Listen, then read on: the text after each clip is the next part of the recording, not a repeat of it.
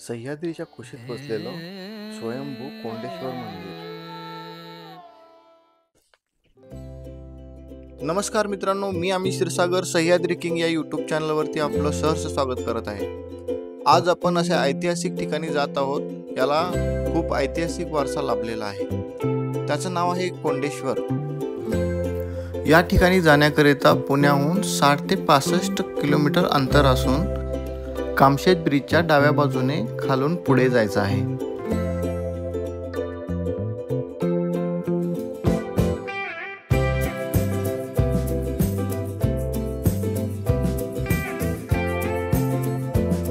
थोडे पुढे आल्यानंतर कामशेत ब्रिजच्या खालून उजव्या बाजूला वळायचं आहे। उजव्या बाजूला वळाल्यानंतर थोडं कामशेत गावामध्ये गेल्यानंतर आणखीन एकदा उजव्या बाजूला वळून पुढे गेल्यानंतर तुम्हाला एक रेल्वे क्रॉसिंग लागेल।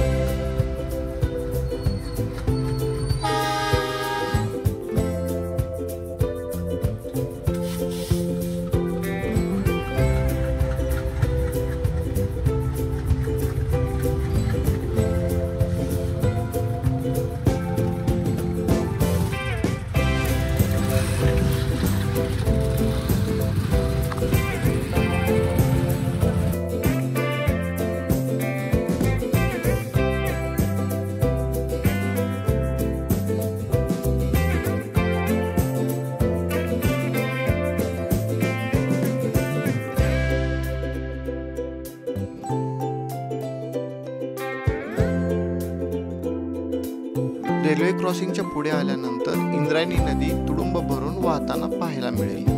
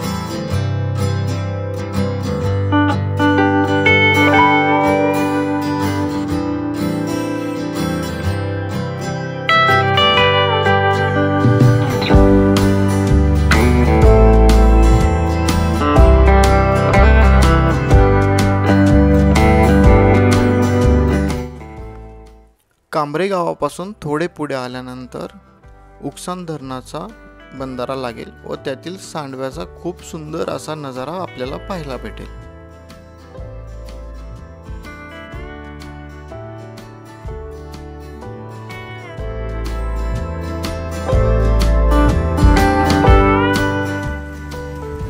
एवढा पाऊस चालू आहे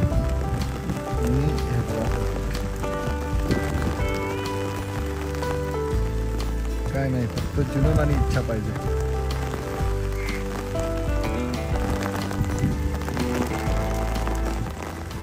या ठिकाणाहून तुम्हाला खूप सारे वॉटरफॉल आणि मनमोहक नजारे पाहायला मिळतील। याचा तुम्ही नक्कीच आनंद घ्या।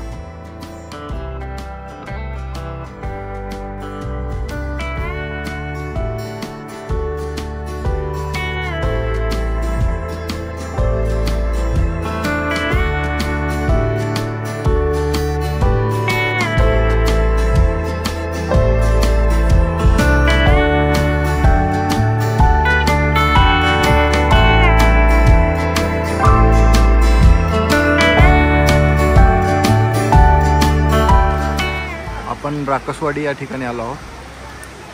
या ठिकाणी खूप सारे वॉटरफॉल आहेत। हा पहिला,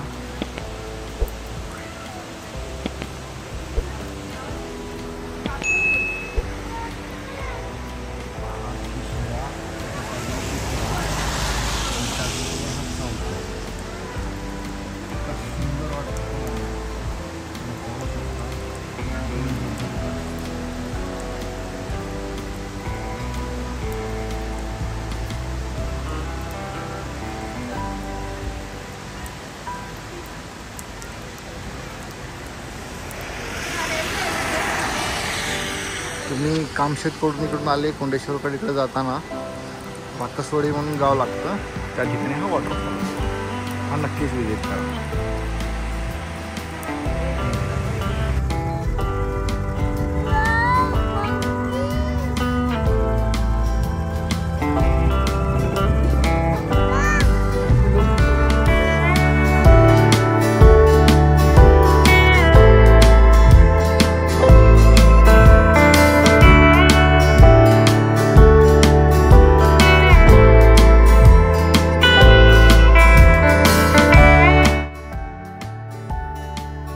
या ठिकाणी गाडी पार्किंग करून आपण मंदिराच्या दिशेने जात आहोत.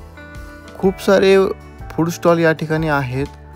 या ठिकाणी नेटवर्क नसल्या कारणाने ऑनलाईन पेमेंट होणार नाही याची काळजी घ्या आणि सोबत कॅश कॅरी करा.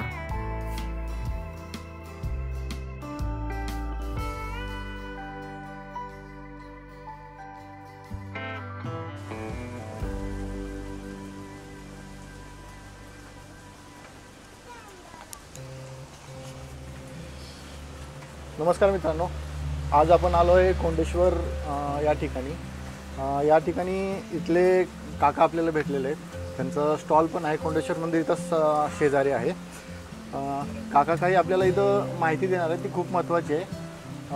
काका तुमचं पहिलं तर तुमचं नाव सांगा. माझं नाव संतोष दत्तू कदम. आम्ही इथले प्रमुख पुजारी पण आहे, गावाले पण आहे आणि आमचे इथे ट्रस्ट आहे. हे मंदिर जे आहे हे 400 वर्षापूर्वी अगोदरचं आहे. ज्यावेळेस राम वनवासाला जात असताना लोणावळ्यातील नागफणीपासून जर सुरुवात केली तर नाशिकच्या पंचवटीपर्यंत याचा इतिहास आहे. छत्रपती शिवाजी महाराजांच्या काळाच्या अगोदरचे म्हणजे 400 वर्षापूर्वी अगोदर. काही मंदिराचे जे अवशेष आजूबाजूला दिसतात ते आपल्यावर जे परकीयचे आक्रमण झाले त्यावेळेस ते दगडी अवशेष जे आहेत ते खाली साईडला लावलेले. मंदिराबद्दलची आख्यायिका म्हणजे जे पूर्वी आमचे आजोबा पंजोबा जे काही लोक सांगतात की पूर्वी लोकांना उपवास असायचं तर जंगलातील उपासाला तर काय भेटत नाही, ते जंगलातील आपले जे कंदमुळं वगैरे असायचे ते उकरण्याचं काम करायचे आणि ते उकरता उकरता इथं 2 धारा लागल्या अशी त्यांची आख्यायिका होती. त्यांनी सांगायचे की ते उकरताना एक रेड कलरची धार आणि एक सफेद कलरची धार लागली, तर म्हणून ते उकरले गेले तर स्वयंभू कोंडेश्वराचं मंदिर सापडलं. जसं की आपल्या बॅक साईडला राजमाची किल्ला आहे शिवाजी महाराजांचा, तिथं पण एक मातीत गाडलेलं मंदिर गेले 10 वर्षापूर्वी उकरून काढले गेलेले. तर त्या टाईपचं हे स्वयंभू कोंडेश्वर मंदिर आहे. आणि याचा इतिहास म्हणजे छत्रपती शिवाजी महाराजांचा याला वारसा लाभलेला आहे. ज्यावेळेस महाराज लोहगड विसापूर किल्ल्यावरून निघताना असे जुन्नरला जायचे, भीमाशंकर मार्गे जुन्नरला जायचे, म्हणजे ही सह्याद्री रेंज आहे, हे त्यांचा जाण्या येण्याचा रस्ता आहे. मंदिराबद्दल सांगायचं बोललं तर मंदिर हे खूप पुरातन असल्यामुळे अहिल्याबाई होळकरने याचा हेमाडपंथी मंदिर असल्यामुळे अहिल्याबाई होळकरने याचा उद्धार जे आपले आक्रमण केलेली मंदिर आहेत ते त्यांनी त्यांचं काम दगडाचे जसे पूर्वी भांडी नव्हती, दगडाची भांडी, मंदिराचे जे लोक दगडी कळस, मूर्ती, कोरीव काम, इथं सगळ्या काही पुरातन वस्तू आहेत. काही जमिनीत पूर्वीच्या काळी गाडल्या गेलेल्या आहेत. काही 2-3 वर्षापूर्वी आपण मंदिराचं जीर्णोद्धार केलेलं आहे. वज्रलेप करून नंदीचा आणि पिंडीचा वज्रलेप करून आपण बरंच काही इथं गोष्टींची सुखसुविधा केलेली आहे. इथं येणारे भाविक जो पहिल्यांदा भाविक येतात तर इथं स्वतःला हरून जातात, म्हणजे शून्यामध्ये जातो माणूस. दुसरी गोष्ट इथलं जे नॅचरल वातावरण आहे हे पर्यटकांना आकर्षित करतं आणि भाविकांना तर आकर्षित करतं. आत्तापर्यंतच्या या 4 वर्षामध्ये परराज्यातून म्हणजे गुजरातमधनं, कर्नाटक, बेंगलोर अशा अनेक राज्यातनं लोक आता इथं टुरिस्ट यायला लागलेले आहेत. हे प्राचीन मंदिर असल्यामुळं आणि नेटवर्कच्या माध्यमातून, मोबाईलच्या माध्यमातून आता पूर्ण याच्यामध्ये मंदिराची वाहवा झालेली आहे. आणि ह्याचा उल्लेख धार्मिक ग्रंथामध्ये पण सापडतो, कारण भीमाशंकर नजदीक असल्यामुळे याचा धार्मिक ग्रंथामध्ये पण उल्लेख आहे. जे धार्मिक पद्धतीने अभ्यास करतात त्यांना त्याच्याबद्दल माहिती आहे की कोंडेश्वरचा उल्लेख धार्मिक ग्रंथामध्ये सुद्धा आहे. इथं आम्ही कदम मंडळी म्हणून इथं पूजा अर्चा पाहतो. आम्हाला छत्रपती शिवाजी महाराजांच्या काळापासून आम्हाला हे पूजेचा मान भेटलेला आहे. आमच्याकडे अनेक प्रकारचे मंदिर आहेत, महड आहे, पाली आहे, ओझर आहे, भीमाशंकर आहे, अशी प्रत्येक तीर्थस्थळं आहेत की ती आम्हाला गुरु म्हणून आम्ही त्यांचं काम बघतो, मंदिराची पूजा अर्चा वगैरे. इथं पर्यटक आल्यानंतर पर्यटकांना सगळ्या प्रकारच्या सुविधा आता उपलब्ध झालेल्या आहेत. पूर्वी इथं कशाची सुविधा नव्हती किंवा येण्या जाण्याचा रस्ता नव्हता, तरीसुद्धा लोक खडतळ रस्ता करून या कोंडेश्वरावर पोचायचे. उपवास तपास लोक. आणि आत्ता इथं दर सोमवारी धार्मिक कार्यक्रम होतो आणि भंडारा होतो, जागर होतो, देवाचा भंडारा होतो. हे आणि फक्त पर्यटन स्थळाबद्दल सांगायचं झालं, कोंडेश्वरच्या परिसराबद्दल, तुम्ही गावापासून जे स्टार्ट जर केलं तर इथं अनेक प्रकारचे धबधबे आहेत, अनेक धबधब्यांना वेगवेगळी नावं आहेत, पण लोकांना फक्त कोंडेश्वर आणि इथं कोंडेश्वर मिनी डॅम पण आहे, जसं प्रतिभूशी डॅम म्हणतात त्याला. आपण 2 वर्षापूर्वी भुशी डॅमला पण याची ॲड केलेली, प्रतिभूशी डॅम वाया कोंडेश्वर. जे खंडाळा घाटातनं पुण्या मुंबईतली लोक येतात तर त्यांना प्रतिभूशी डॅम वाया कोंडेश्वर म्हणजे काय, तर कामशेतला आल्यानंतर इथं आल्यानंतर लोकांना समजतं की एक चांगलं पुणे आणि मुंबईच्या या दरम्यान पुणे जिल्ह्याच्या लाचच्या टोकाला एक तीर्थक्षेत्र म्हणून आता हे उद्या झालेलं आहे. माझी एवढीच विनंती आहे पर्यटकांना, तुम्ही इथे एन्जॉय करा, सगळं काय करा, फक्त आपल्या जीवाची काळजी घेतली पाहिजे, कारण हे डोंगर भाग असल्यामुळं सिल्पी एरिया आहे. दुसरी गोष्ट, आपला जो कचरा तुम्ही आणताय तो आपला कचरा आपण नेला पाहिजे. आणि इथे जे आता पब्लिक येते, पब्लिकनी पण आणि स्थानिक लोकांनी पण ह्या कचऱ्याबद्दल किंवा इथं परिसर स्वच्छ आहे तो स्वच्छ राहील कसं याची काळजी घेतली पाहिजे. तुम्ही जसं बोललात की कचरा, माझी सगळ्या प्रेक्षकांना एक विनंती आहे की तुम्ही कुठल्याही अशा ठिकाणी जाता की त्या ठिकाणी कचरा अजिबात करायचा नाही, जेणेकरून तिथल्या पर्यावरणाचा म्हणजे ऱ्हास झाला नाही पाहिजे, म्हणजे नुकसान झालं नाही पाहिजे. आणि आपण काकांकडनं तर खूप माहिती, मला अजून काही सांगायचं आहे. जसं इंद्राणी तपश्चर्या केली नागफणी, जे लोणावळा खंड नागफणी, जे आयनस रोड, जे आपण भुशी डॅमच्या समोरचा डोंगर, इंद्राणी तपश्चर्या केली म्हणून तिथून इंद्रायणी उगम पावली, ती कामशेतला भेटली. कोंडेश्वरवरनं जी नदी निघाली ती इंद्रायणी जाऊन भेटली. भीमाशंकरवरून भीमा नदी निघाली, ती जाऊन तुम्हाला चंद्रभागेला यांचा मिलाप होतो पंढरपूरला. म्हणजे ह्याची आख्यायिका आणि ह्या ज्या नद्या आहेत ह्या चंद्रभागेला जाऊन मिळतात आणि तिथून पुढं मग ती नदी होते. म्हणजे इतिहास जर सांगायचा झाला तर हे पुरातन शिवमंदिर आहे किंवा पुरातन धार्मिक स्थळ आहे. जर तुम्ही रायवूडला गेलात तर रायवूडला पण सेम मंदिर आहे. जसं भुशी डॅम सोडलं, नागफणी सोडलं तर रायवूड पार्क म्हणून आहे, रायवूड पार्कला पण शिवमंदिर आहे. तुम्ही राजमाची फोर्टला आलात तिथं पण शिवमंदिर आहे. तुम्ही कोंडेश्वरला आलात तिथं पण शिवमंदिर आहे. आणि तुम्ही कोंडेश्वर असे पायी मार्गे गेलात तर भीमाशंकर पण लागतं, तर भीमाशंकर मंदिर आहे. तुम्ही तसंच शिवनेरीला गेलात तर तिथं पण, आणि तसंच ते नाशिकला जे आपलं शिवांचं हे, म्हणजे असा हा त्याचा इतिहास आहे की सह्याद्रीच्या रेंजवरची प्रमुख म्हणजे रामाने जिथे तिथं प्रवास केला आणि त्याच्यानंतर छत्रपती शिवाजी महाराजांनी, हे असा वारसा चालू आहे. जिथं रामाने वनवासामध्ये जिथे ते गेले, दंडकारण्य म्हणायचे, तर हा प्रकार आहे. तिथे ते गेले, तिथे मूर्ती स्थापित झालेले आहे. म्हणजे म्हणजे आता हे जे आहे ठिकाण ते खूप ऐतिहासिक ठिकाण आहे. प्रभू श्रीरामांच्या पासून छत्रपती शिवाजी महाराजांच्या, म्हणजे असं दोघांच्या पावन अशा भूमीतलं हे ठिकाण आहे. आता इथं भरपूर लोक येतात, शनिवार रविवार खूप गर्दी असते. पुन्हा कुठून तुम्ही म्हणतात तसं पूर्ण भारतातून लोक येत असतात. कारण माझ्याबरोबर बोलताना त्यांच्या लँग्वेजवर मी समजतो ते मद्रासी आहेत, हे कर्नाटकी आहेत, तर ते तिकडनं एवढं त्यांना प्रचलित झालेलं आहे की कोंडेश्वर काय आहे ते त्या लोकांना कळालेलं आहे. पण स्थानिक लोकांना ते कळालं नाही, पण तिथल्या लोकांना याचं महत्त्व कळालं. जसं आपण इतर राज्यात जातो तसे इतर राज्यातील लोक कोंडेश्वरला आता व्हिजिट द्यायला लागले. आता भाविक वगैरे येतात इथं, त्यांनी इथं मंदिराचं पावित्र्य वगैरे कसं जपलं पाहिजे हे तुम्ही थोडं सांगा. मंदिराचं पावित्र्य म्हणजे की आत्ता आपलं जे मंदिरात जाण्याचं म्हणजे साडी वगैरे किंवा सलवार कुर्ता, जो ड्रेस कोड असतात त्या पद्धतीने गेलं पाहिजे. आपण हिंदू आहोत तर त्याचं भान ठेवलं पाहिजे की कपडे कशी घातली पाहिजेत. मंदिराच्या आजूबाजूला तुम्ही उभे आहात तर इथं मांसाहार वगैरे किंवा सिगरेट, दारू असा कुठलाही प्रकार झाला नाही पाहिजे, ही आमची विनंती आहे. आणि इथं येणाऱ्या प्रत्येक भाविकाला कुठल्याच प्रकारचा म्हणजे त्रास होणार नाही किंवा होत नाही आहे असं भाविक स्वतःच सांगतात. जसं भुशी डॅम वगैरे इतर ठिकाणी त्यांना लुटलं जातं किंवा काही चार्जेस लागतात, तिथं तसं काही नाही आहे. तुम्ही निख्खळ भावनेने यायचं आणि मनसोक्त आनंद लुटायचा आणि जायचं, असं हे आमचं कोंडेश्वर आहे. तर हे पावित्र्य तुमच्या हातात आहे, येणाऱ्या पर्यटकांच्या हातात आहे. आणि स्थानिक मागच्या 5 वर्षापूर्वी आलो होतो मी, तर मी एवढं इथं माहिती नव्हती मला. आलो इथं येऊन दर्शन घेतलं आणि इथून एक ढाकबैरी पॉईंट आहे, मग त्याच्याबद्दल तुम्ही काय सांगू? तुम्हाला बोलतो, ढाकबैरी एक ॲडव्हेंचर पॉईंट आहे आणि डिस्कवरी चॅनलवर ढाकबैरीचं पूर्ण हे केलेलं आहे. म्हणजे जगाच्या याच्यामध्ये ढाकबैरी बघितला जातो. आपले जे ॲक्टर आहेत मिलिंद गुन्हाजी, त्यांनी पूर्ण सर्च केलेलं आहे, इथं राहून त्यांनी ढाकबैरीचं पण पूर्ण विश्लेषण केलेलं आहे. आणि मराठी जेवढे पण जे आहेत जे व्हिडिओ वगैरे तयार करतात त्यांचे पण बऱ्याच व्हिडिओ ढाकबैरीबद्दल. पण ढाकबैरीबद्दल एकच सांगायचं आहे की ढाकबैरी हे फक्त दिवाळीनंतर जाणं सोपं असतं. पावसाळ्यामध्ये तिथं कुणी जाण्याचा प्रयत्न करू नये, कारण तो जीवाशी खेळण्याचा प्रयत्न होईल. जसं आपली एखादी 5 मजली बिल्डिंग असते तसं ढाकबैरीचं स्ट्रक्चर आहे. आणि जर सटकला माणूस तर तो परत भेटणार नाही, तो डायरेक्ट रायगडच्या हद्दीत जातो. तर ढाकबैरी हा रायगडच्या हद्दीमध्ये येतो, कोंडेश्वर हे पुणे जिल्ह्याच्या हद्दीमध्ये येतं. तर ते एक रिस्की आहे. तर दिवाळीनंतर तुम्ही ढाकबैरीचं व्हिजिट करू शकता. ट्रॅकिंग करू शकता, फिरू शकता, ह्या जंगलामध्ये पूर्ण फिरू शकता. जंगलाबद्दल सांगायचं झालं तर जंगलामध्ये वाघ आहेत, सांबर आहेत, भेकर आहेत, अनेक प्रकारचे सरपटणारे प्राणी आहेत, अजगर आहेत, बऱ्याच प्रकारचे साप आहेत आणि जीवजंतू पण भरपूर आहेत की ते सांगू शकत नाही इतके प्रकारचे जीवजंतू आहेत. नीलगाय पण आहे आपल्याकडं. हो, आपल्याकडं लेपर्ड आहे, चीता आहे. फक्त जो टायगर बोलतात तो पट्ट्यावाला, तो जर ह्या जंगलात जर आला चुकून तर सगळं जंगल शांत होतं. म्हणजे आम्हाला कळतं की टायगर आलाय. तर भीमाशंकर अभयारण्य असल्यामुळं ते इथपर्यंत जातं आपल्या खंडाळ्यापर्यंत. तो हा पट्टा आहे आणि इथं 3-4 डॅम असल्यामुळे इथं भरपूर प्रमाणात जंगली प्राणी पण आहेत. आम्ही आत्ता बघितलं. हो, आता तुम्ही लाईव्ह पण बघितलं की सांबर चरतात आहे, भेकर चरतंय. इथं फक्त मंदिराचा घंटा त्यांना आवडतो. येणाऱ्या पर्यटकांनी आपले हॉर्न विनाकारण वाजू नये की जेणेकरून जे जंगलातले प्राणी आहेत ते निस्वार्थपणे एकदम ते बिन टेन्शन म्हणजे चालू आहे त्यांचा कार्यक्रम, तर ते हॉर्न वाजवल्यामुळे डिस्टर्ब होतात.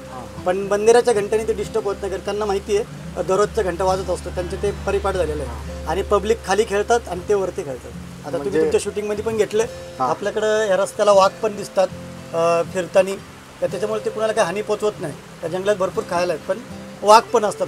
त्याची भीती जास्त भीती नाही. तर कुठल्याच प्रकारचा कुणाला त्रास नाही आहे. तुम्ही जर त्रास केला तर तुम्हाला त्रास होणार. येणाऱ्या पर्यटकांनी जर काय हुल्लडबाजी केली तर तो त्यांचा त्रास आहे. आमच्या गाववाल्यांकडनं तुम्हाला कुठल्याही प्रकारचा त्रास होणार नाही. असं तुमची कुठलीही वस्तू, तुमचं काही जर हरवलं महिन्यानी या 2 वर्षांनी, तुम्हाला वस्तू, तुमचे कॅश, तुमचे पैसे जे काय असेल ते तुम्हाला परत भेटलं जाईल.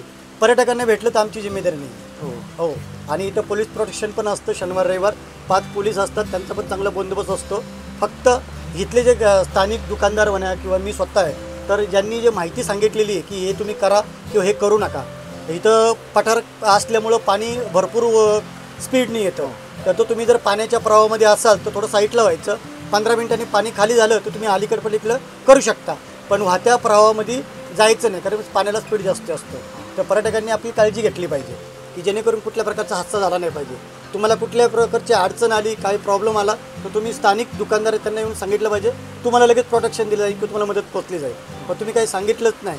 जर आम्ही काही गोष्टी तुम्हाला सांगितलं की तुम्ही हे करा, हे करू नका, इकडे जा, इकडे जाऊ नका, जर तुम्ही गेलात त्याचं पूर्ण जिम्मेदार तुम्ही असणार. बरोबर. एक जण गलती करतो, पूर्ण सगळ्या लोकांना त्याचे शिक्षा भोगावं लागतं. म्हणून पर्यटकांना विनंती आहे, पहिले कचरा आणि इथलं जे काही तुम्हाला माहिती सांगितली जाईल त्याप्रमाणे तुम्ही वागा. तुम्ही पूर्ण एन्जॉयमेंट करू शकता. आणि वर्षाचे 12 महिने तुम्ही कधी या, इथलं वातावरण थंडच असतं आणि कुठेही पाऊस नसेल पण कोंडेश्वरला पाऊस असणार म्हणजे असणार. हे माझं बऱ्याच वेळा सांगणे सगळ्यांना की कोंडेश्वरला पाऊस असतो. इथं येताना भिजून या, पण जाताना स्वेटर कान टोपी घालून जावा, आणि इथे थंडी बोचरी म्हणजे खूप. खूपच मी आता उभारलो तर थंडी वाजते मला खूप. ठीक आहे. तर काकांनी सांगितल्याप्रमाणे तुम्ही ह्या सगळ्या गोष्टीची काळजी घ्या, आणि काळजी घेतला तर तुम्हाला काय होणार नाही, आणि तुम्ही जर काळजी नाही घेतली तर तुम्हाला ह्या बाकीच्या गोष्टीचा त्रास होईल. तर मग चला आपण दर्शन घेऊ. आणि काकांचं जे हॉटेल आहे ते मंदिराला लागून शेजारीच आहे. ओंकारेश्वर स्नॅक्स सेंटर म्हणून आहे. तुम्ही Kondeshwar snacks centre, sorry Kondeshwar snacks centre. आम्ही कशा प्रकारे मला बोलता येत नाही. त्याची एक क्लिप आहे. जर कुणी असं पुरामध्ये अडकलं तर आम्ही स्वतःहून जाऊन त्यांना कसं पुराच्या बाहेर काढतो, त्याची एक क्लिप आहे आमच्याकडे. ही अशी क्लिप आहे. पण मग मी सांगतो की पूर वगैरे असेल तर तुम्ही पाण्यात जायचं टाळा शक्यतो, कारण जीवापेक्षा बाकी काहीच नाही आहे. फ्लो खूप आहे. हे कुठलं खालचं आहे? इथलंच? हा, इथलंच आहे. मी आजपर्यंत खूप फिरलो, पण अशा रिस्क घ्यायला कधी गेलं नाही, कारण जीव आहे तर बाकी सगळ्या गोष्टी बघायला भेटणार आहेत. चला ठीक आहे, धन्यवाद काका. थँक्यू.